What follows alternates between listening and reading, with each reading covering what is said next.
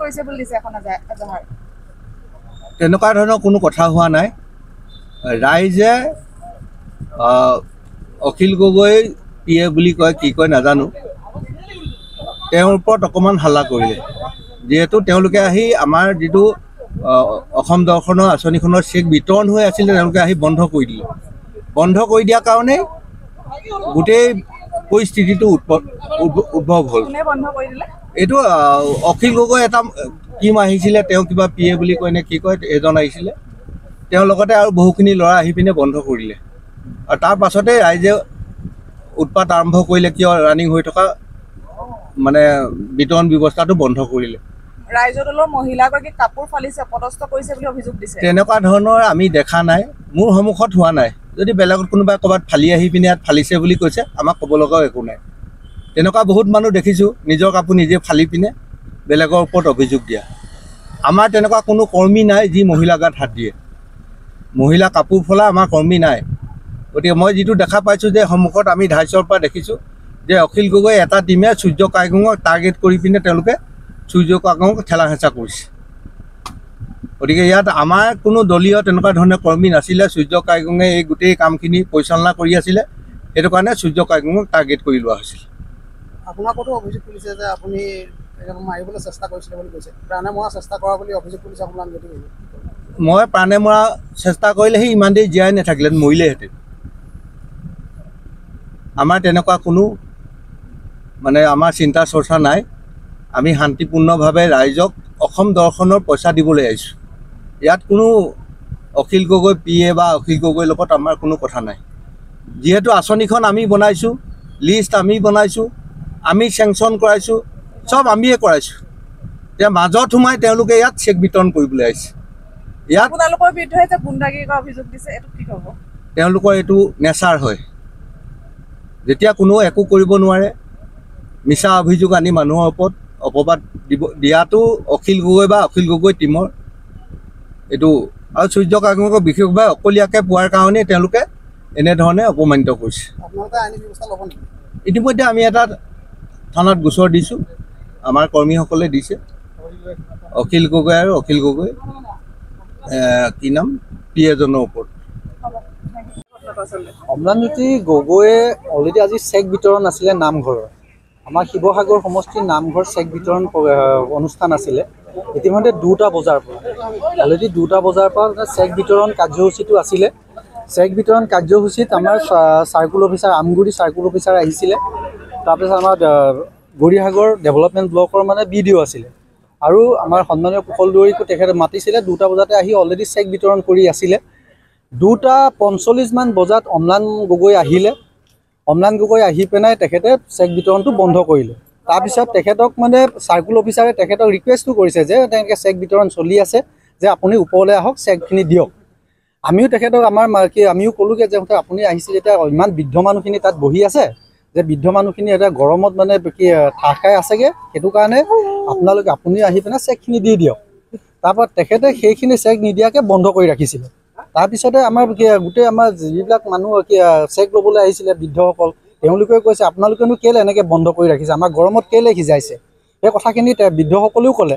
কিন্তু কোৱাৰ পিছত তেখেতলোকে যেনেধৰণে আচৰণ কৰিলে এতিয়া চাওক আপোনালোকে এইটো চোলা ফালিছে তেওঁলোকে অপদস্থ কৰিছে অসভ্য আচৰণ নাই আৰু এই মহিলাখিনি আহিছিলে মহিলাখিনি ইমানে অভব্য আচৰণ কৰিছে ইমান গালি গালাজ কৰিছে ৰাইজৰ দলৰ কাপোৰ ফালিছে সেইটো আপুনি ফালিছে বুলি কৈছে এটা অভিযোগ কিন্তু তেওঁলোকৰ যেনেকুৱা ভাৱ ভাষা কিন্তু একচুৱেলি অসমীয়া সমাজত এনেকুৱা যে নাৰী আছে বুলি আমি কেতিয়াও মানে বিশ্বাস কৰিবই নোৱাৰো ইমানে অভব্য আচৰণ কৰিছে ইমানখিনি মহিলা এনেকুৱা এগৰাকী মহিলা আমি মহিলা একো আক্ৰমণ কৰা নাই সেইটো আক্ৰমণ কৰাটো কথাই নাই আমি তেওঁক ৰিকুৱেষ্টে কৰিছোঁ যে মুঠতে আপুনি যেতিয়া MLA আহিছে আহি থাকিব দিয়ক খালি এটা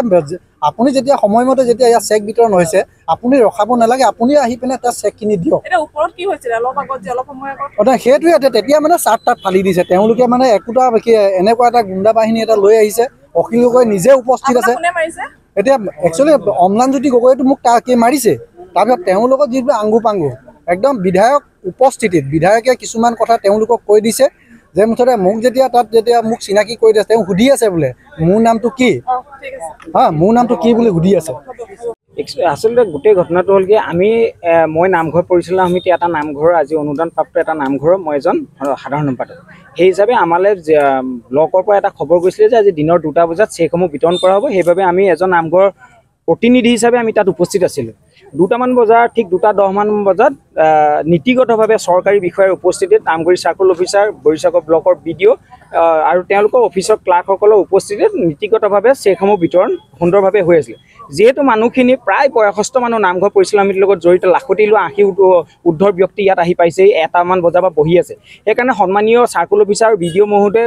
দেৰি নকৰাকৈ তেওঁলোকক আজৰি কৰি দিবলৈ ততাতৈয়াকৈ অনুষ্ঠানটো সুন্দৰভাৱে আৰম্ভ হৈছিলে প্ৰায় 15-20খনমান চেক ইতিমধ্যে বিতৰণ কৰিছিলে তেওঁলোকে তাৰ পৰৱৰ্তী পিছত হঠাৎ চেক বিতৰণ কাৰ্যসূচী বন্ধ হৈ গ'ল বন্ধ হৈ যোৱাৰ লগে লগে আমি